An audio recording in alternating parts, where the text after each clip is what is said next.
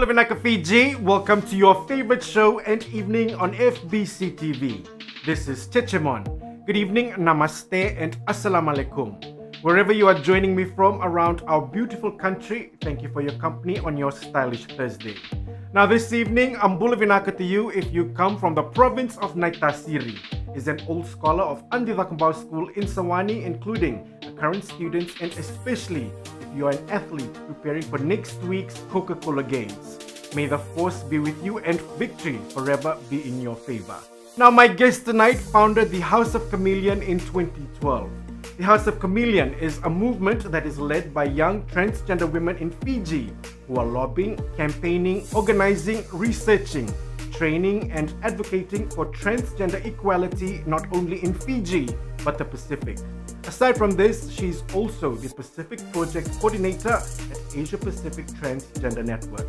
From the province of Kandavu, we meet my Naita, Sulique Waqa, who talks about her style and fashion sense, including the upcoming Adi Senikau pageant. Bulavinaka Fiji, I'm Sulique Waqa. I'm the co-founder of the House of Khameleon and also the coordinator of the Adi Senikau pageant, and I'm currently the Pacific Project Coordinator for the Asia Pacific Transgender Network based in Fiji.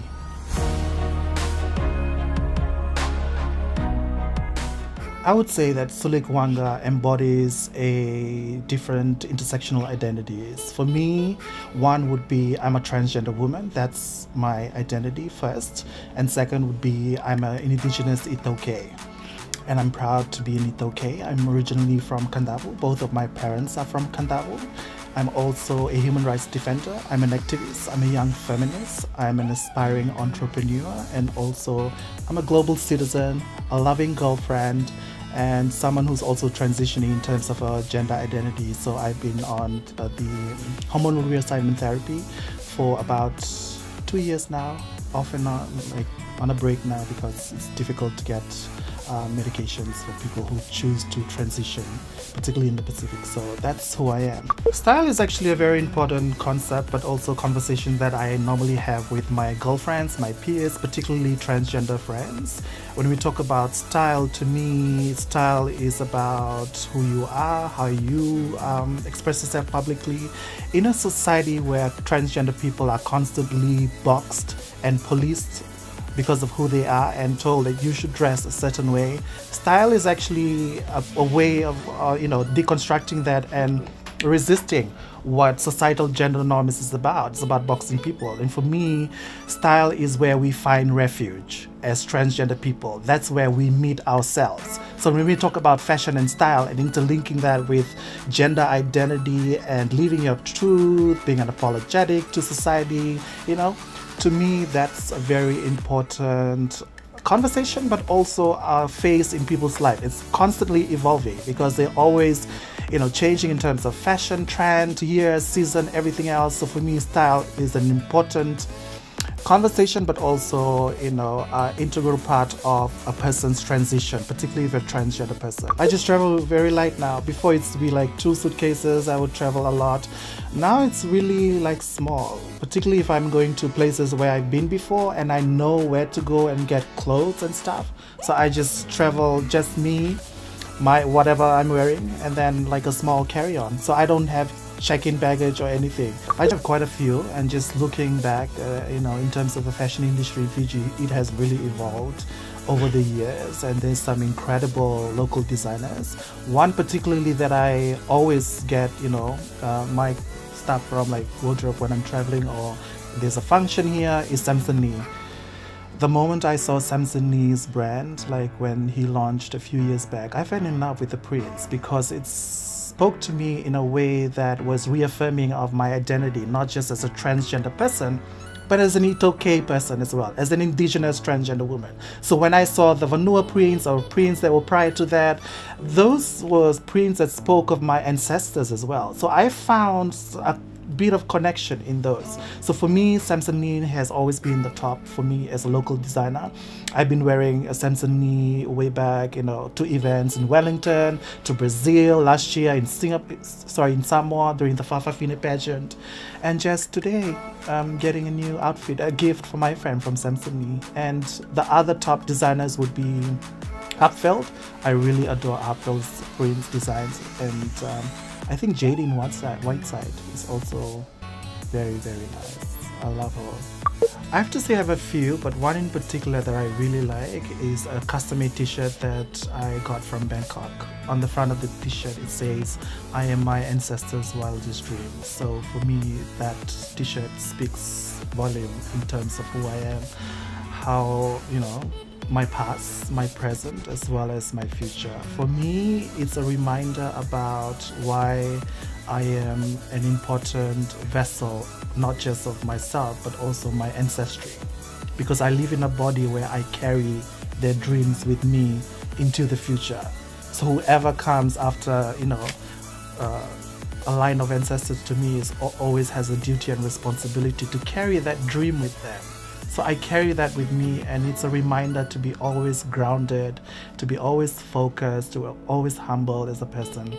So to me, that's one of my favorite t-shirts. The Adi Senikau pageant started in 1999 when a group of gay men as well as cis women thought that, you know, Suva needs life, and there should be an event consisting of, you know, gay men who should be celebrating themselves in a platform where everyone feels comfortable to celebrate sexualities and gender. So Adi Senikau was born in 1999, and then in 2002 there was a lapse for 7 years because you know, because few people didn't agree with the idea of having Adi Senikau with the hibiscus platform. So it was banned from the hibiscus platform for 7 years until in 2009. In 2009, a few individuals as well as organizations decided to resurrect the Adi Senikau pageant, and that was birthed out of the Fiji Arts Council. At the time, it was under Letila Mitchell, who was the director, and Peter Sipeli was also a project coordinator for some of the arts program. So Peter thought that it was good to revive and resurrect the Adi Senikau pageant because it's an important, you know, event, not just for the LGBT community, but for Suva, because it's birthed out of Suva and it belongs in the hibiscus platform. So they approached the hibiscus events group, and they decided to resurrect the event with the sponsorship of the UNAIDS back then. And a few months later, Peter left the project, and that's when I was called in to take over. So since 2010, that's when I been coordinating the Adi Senikau pageant. Last year was the 10th year anniversary of the Adi Senikau pageant under the Hibiscus Events Group banner. So this year is going to be my 10th year of organizing the Adi Senikau pageant, and it's actually going to be my last year. So yeah, this is my final year and my curtain call. I've decided to give it up and, you know, let the show evolve as well as myself to evolve, and to let the transgender young women as well as the Haus of Khameleon to carry on that legacy, to make sure that no one else erase the important event of Adi Senikau. It belongs here and it must stay. My fashion tip is very simple. Stop dressing up for other people, dress for your own self. So wear whatever you're comfortable in. You don't have to dress to impress other people. Dress to impress yourself first, then everything else will follow. So for me it's simple. It's dress for yourself. Hi, I'm Sulique Waqa. I'm keeping it Cheche on Jejemon.